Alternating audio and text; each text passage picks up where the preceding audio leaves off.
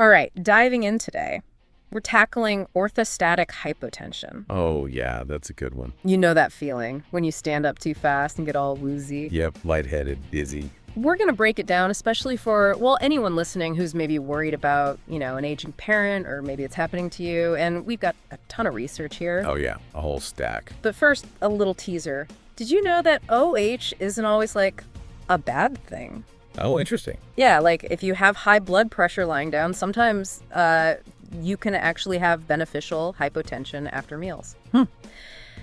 So, okay, let's get into it. What are the essentials here? Like, what do we really need to know about OH based on all this research? Well, OH, it's more than just a feeling. It's actually diagnosed by a specific drop in your blood pressure when you stand up. Okay. So we're talking at least 20 millimeters of mercury, that's mmHg, for your systolic blood pressure, or 10 mmHg for diastolic. Systolic, diastolic. Reminder for folks at home. Sure. Systolic is the top number. That's the pressure when your heart beats. Diastolic is the bottom, when your heart's resting between beats. Okay, got it. And this drop usually happens within 3 minutes of standing up. It's basically when you stand up, gravity pulls blood down to your legs. Makes sense. And usually your body compensates. Your blood vessels tighten up a bit, heart pumps a little faster. But with OH, that system's not quite as sharp, So it's like our blood pressure control is kind of taking a nap. Yeah, that's a good way to put it. Mm-hmm. And sometimes, to really get a clear picture, doctors might use something called an ambulatory monitor. What's that? It's this portable device that tracks your blood pressure over a full 24 hours. Oh, wow. Like a little blood pressure detective. Exactly. So you catch those tricky cases. Now, we talked about this being more common in older adults, but it's not just about age, is it? Right. It's not just getting older. It's multifactorial, like a puzzle. As we age, our blood vessels, they become less Agile. Less agile. Yeah, they don't constrict and relax as quickly as they used to. Oh, I can relate to that. But it's not just age, right? Right. Certain medications can also play a role, Oh, especially ones that directly affect blood pressure, like diuretics, for example. right. Diuretics. They help your body get rid of excess fluid, but sometimes a little too effectively. Yeah. Then there are alpha blockers, which relax those blood vessels, Yeah. and even some antidepressants can contribute. So if you're on those and feeling dizzy, that's a sign to, talk to your doctor. Absolutely. It's a red flag. Red flag. Noted. Okay, what else? What else contributes? We can't forget underlying conditions like diabetes, Parkinson's disease. These can damage the nerves that regulate blood pressure. Oh, wow. So it's like another wrench in the works. Yeah, exactly. It really is a puzzle. Now, you mentioned there are downsides and potential upsides to OH. Yeah. What are the risks that we need to be aware of? Well, on the downside, OH has been linked to falls, which can obviously be very serious, especially for, as we said, older adults. There's also a possible connection to cognitive decline Oh, wow. and even increased mortality. So it's definitely not something to ignore. That does sound scary. But you mentioned something about beneficial hypotension earlier. Right, so that's where it gets a little interesting. Postprandial hypotension, that's when your blood pressure drops after meals. Okay. If you also happen to have high blood pressure when you're lying down, this post-meal dip can actually be helpful. So it's like it's almost doing you a favor?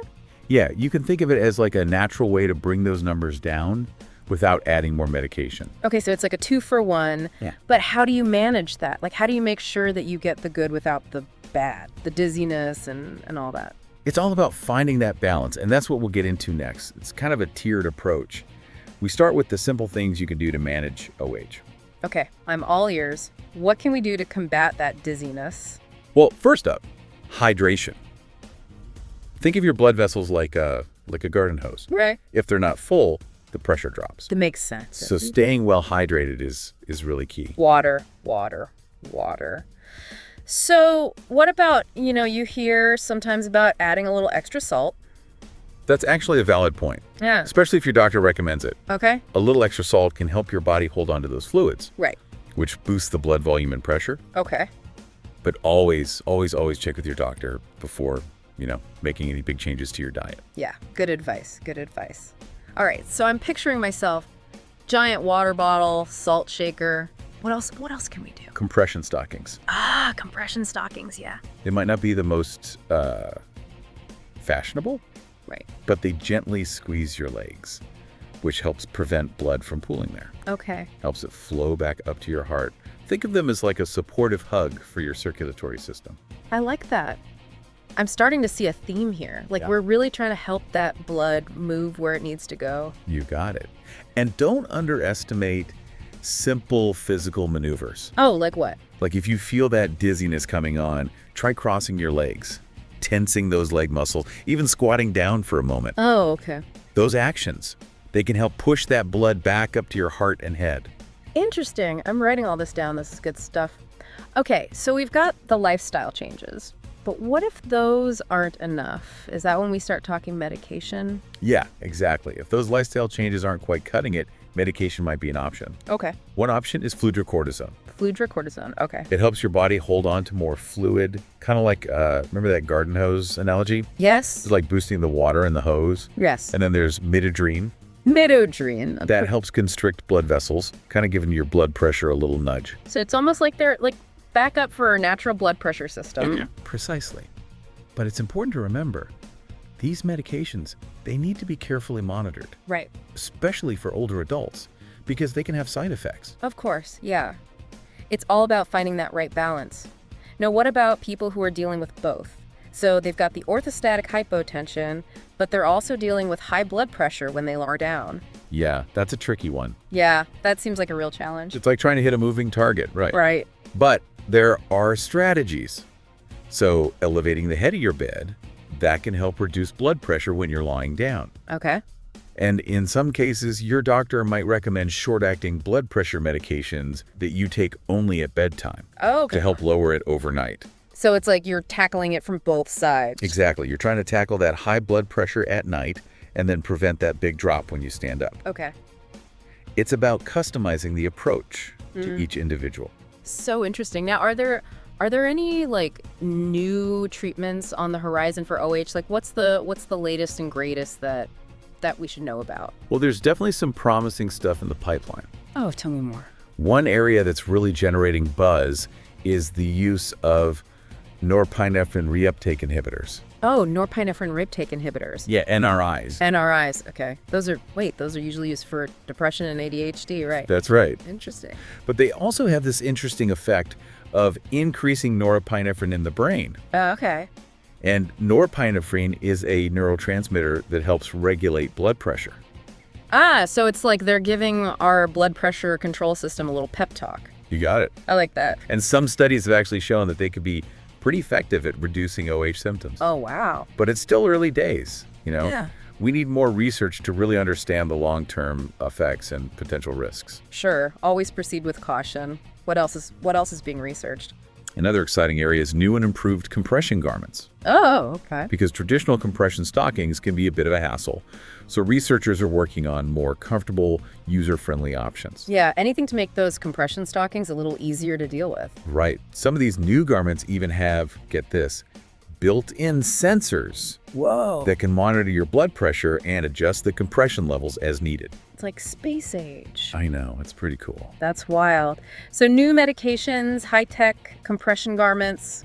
What else is out there? Well, there's a growing interest in the role of diet and nutrition in managing OH. Oh, interesting. So researchers are exploring whether certain dietary patterns, like the Mediterranean diet, might actually have a protective effect. So what we eat could really impact our risk of developing this. That's what the research suggests. You know, diets rich in fruits, vegetables, whole grains, healthy fats, Okay, yeah. all that good stuff might help improve blood vessel function and reduce inflammation, so potentially lowering the risk of OH.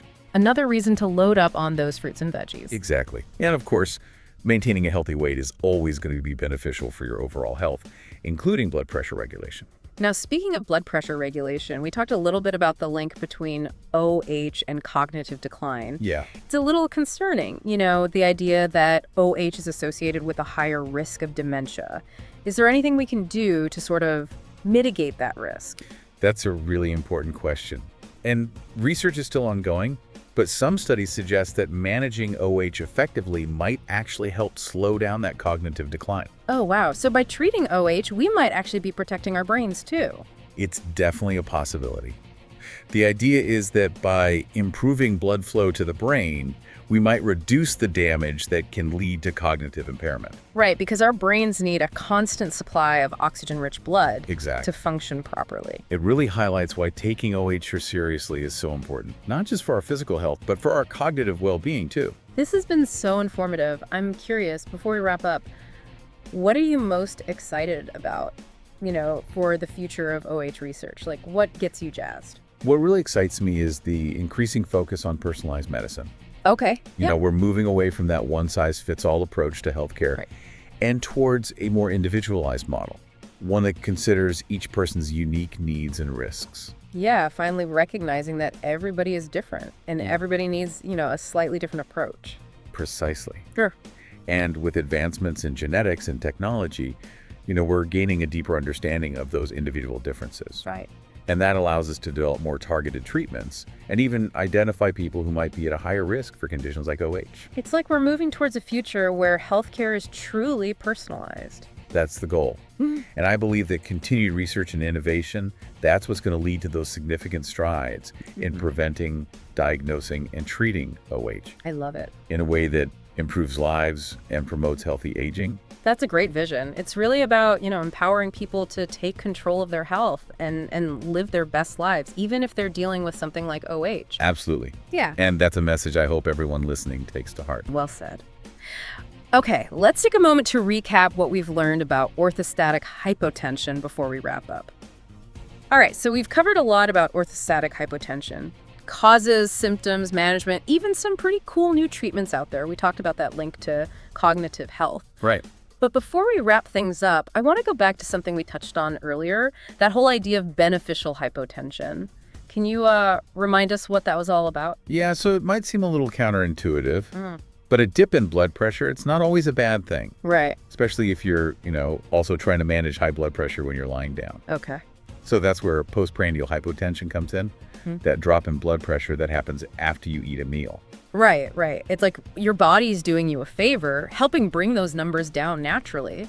But how do you walk that line? Like, how do you get the blood pressure lowering benefits after a meal without ending up, dizzy or worse? It's all about finding that sweet spot. Right. And that's where working closely with your doctor is key. They can help you figure out a plan that's right for you. Okay. Whether that's making some lifestyle changes or maybe adding in some medications. It really depends on your individual situation. So it's not just about looking at the numbers on the blood pressure cuff. It's more nuanced than that. Exactly. It's about taking into account how you're feeling overall, your overall health and either conditions you might have. It's about, like we said earlier, putting those puzzle pieces together. I like that. It's really personalized medicine, looking at the whole person. That's what it's all about. Yeah. Recognizing that we're all unique and our bodies respond differently to different things. What works for one person might not work for another. That's why that open communication with your doctor is so important. So as we wrap up this deep dive on orthostatic hypotension, what's the one big takeaway you want listeners to remember? I'd say don't just brush off OH as, this is just part of getting older. It's a condition that deserves attention. It can have some real consequences. Right. But the good news is it's manageable. Yes. If you're experiencing those symptoms or you have concerns about your blood pressure, talk to your doctor. Right. There are strategies, there are treatments out there that can help you stay healthy, stay active, and really live your best life. Couldn't agree more. Knowledge is power, right? The more we understand about OH, the better equipped we are to make informed decisions about our health.